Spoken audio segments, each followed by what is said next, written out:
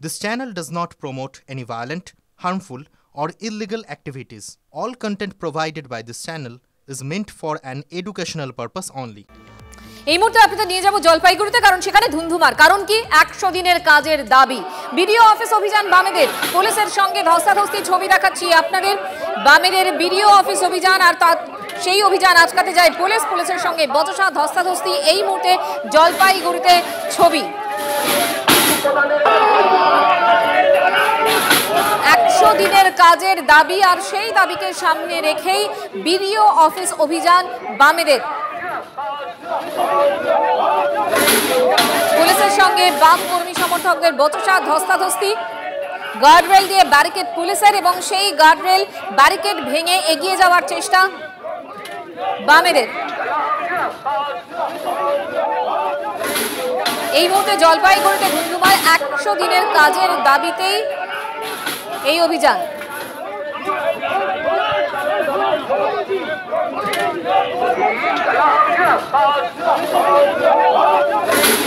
জলপাইগুড়ির ছবি এই মুহূর্তে আপনাদের দেখাচ্ছি। 100 দিনের কাজের দাবি, সেই দাবিকে সামনে রেখেই বামেদের অভিযান বিডিও অফিস অভিযান। সেই অভিযানে আটকায় পুলিশ। পুলিশের সঙ্গে বচসা ধস্তাধস্তি, গার্ডরেল দিয়ে তাদেরকে আটকানো হয়, ব্যারিকেড করা হয়, এবং সেই ব্যারিকেড ভেঙে এগিয়ে যাওয়ার চেষ্টা করেন বাম কর্মী সমর্থকরা। শীঘ্রই কি রাজ্যে এসআর হতে চলেছে, এরকম কোনো ইঙ্গিত কি আসছে? তার কারণ যে খবর আপনাদের দেব, শুক্রবারের মধ্যে এই আরও এদেরকে নিয়োগ করতে হবে। যে শূন্য পদগুলো আছে সেই শূন্য পদগুলোর জন্যেই এই নিয়োগের কথা বলা হয়েছে। রাজ্যকে এই কথা বলে একটি চিঠি দিয়েছে মুখ্য নির্বাচনী আধিকারিক।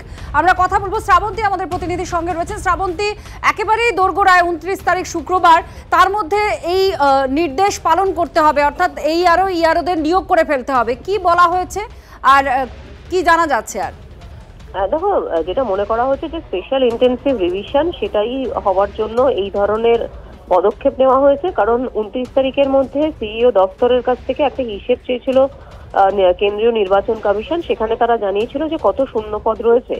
এখানে যাতে শূন্য পদগুলো পূরণ করা হয় তার জন্য মুখ্য সচিবকে চিঠি দিয়েছে সিইও দপ্তর।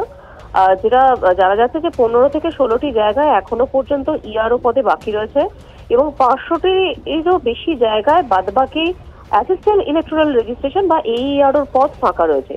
এই শূন্য পদগুলো নিয়ে নবান্ন কি ভাবছে এবং দ্রুততার সাথে এগুলিতে যাতে নিয়োগ হয় তার জন্য সিইও দপ্তর থেকে একটি চিঠি লেখা হয় মুখ্য সচিবকে। এই চিঠির প্রেক্ষিতে আজকের বিভিন্ন জেলার জেলাশাসক এবং কয়েকটি দপ্তরের সচিব নিয়ে নবান্নে বৈঠকও করেন মুখ্য সচিব। সকাল 10:30 থেকে বিভিন্ন জেলার সাথে এটা ভার্চুয়ালি মিটিং করে এবং অতি দ্রুততার সাথে এই পদগুলিতে নিয়োগ হবে বলে আশ্বাস দিয়েছেন তিনি। ধন্যবাদ। হাইকোর্টের আরো একটা নির্দেশের কথা বলবো আপনাদের। পুজো কমিটি হিসেব দিলে তবেই অনুদান। পুজো অনুদান মামলায় নির্দেশ হাইকোর্টের। আর যেসব পুজো কমিটি গত বছর হিসেব দেননি তাদের অনুদানে না, যেসব পুজো কমিটি হিসেব দিয়েছে তারাই পাবে অনুদান। নির্দেশ হাইকোর্টের। গত বছর 41,795টি পুজো কমিটিকে দেওয়া হয় অনুদান। শিলিগুড়ির 3টি পুজো কমিটি খরচের হিসেব দেয়নি, জানালো রাজ্য সরকার।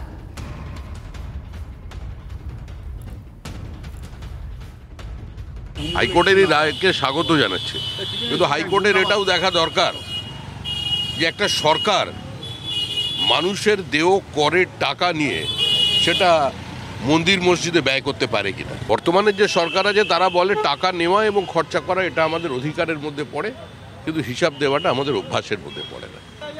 স্বাভাবিকভাবেই যারা পুজো করেছে তারা হিসাব দেয়নি, আর হিসাব না দিতে পারার জন্যই তো টাকাটা দেওয়া। তৃণমূলের নেতাদের হাতে এত হাজার হাজার কোটি টাকা আছে, তারা মনে করলে 1,10,000 2,20,000 টাকা করে দিতে পারে, কিন্তু সরকারকে দিতে হবে কেন? এই পুজো মানেটা কি, চাঁদা দেওয়া মানেটা কি ভোট দাও, আর তো কিছু না। ভোটের সওদাগিরি করছেন, দেবীকে পুজো নামে দেবীকেই আপনি বেচছেন বাজারে। হাইকোর্টের রায় অত্যন্ত সদর্থক, কিন্তু এটা বুঝতে হবে হাইকোর্ট যে রায় দিয়েছে সেটা অলরেডি ইমপ্লিমেন্টেড। কারণ ইতিমধ্যেই এটা আজ থেকে নয়, বিগত 1 দশকের কাছাকাছি সময় যবে থেকে পুজোর অনুদান শুরু হয়েছে তবে থেকেই নিয়ম পুজো কমিটিগুলোকে জিএসটি বিল সহ, এমনি বিল দিলে হবে না, জিএসটি বিল সহ যেই থানার মাধ্যমে চেকগুলো ডিস্ট্রিবিউট হয় সেই কনসার্ন থানায় অফিসিয়ালি অডিট রিপোর্ট সহ জিএসটি বিল সহ জমা দিলে তবেই পোর্টালে পরের বছর তার নামটা খুলবে। সুতরাং এই মামলাটাই অর্বাচীনের মতো অর্থহীন, কিন্তু হাইকোর্টের রায়টা অত্যন্ত সদস্য। হাইকোর্টও তো চায় ট্রান্সপারেন্সি থাকুক, আর সরকার ইতিমধ্যে সেই ট্রান্সপারেন্সি রাখার ব্যবস্থা করে রেখেছে। শুধু এই মামলাটা হচ্ছে ইন্টেনশনালি পলিটিক্যালি মোটিভেটেড মামলা। গণপতির আরাধনা, সিদ্ধিদাতার সেই আরাধনায় সব থেকে বেশি দেখা গেল রাজনৈতিকদের। দমদম গোড়াবাজারে গণেশ পুজোর উদ্বোধনে কেন্দ্রীয় শিক্ষা প্রতিমন্ত্রী সুকান্ত মজুমদার। লেক কালীবাড়ি গণেশ পুজোয় রাজ্য বিজেপির সভাপতি শ্রমিক ভট্টাচার্য। নন্দীগ্রামে গণেশ পুজোয় আরতি করলেন রাজ্যের বিরোধী দলনেতা শুভেন্দু অধিকারী।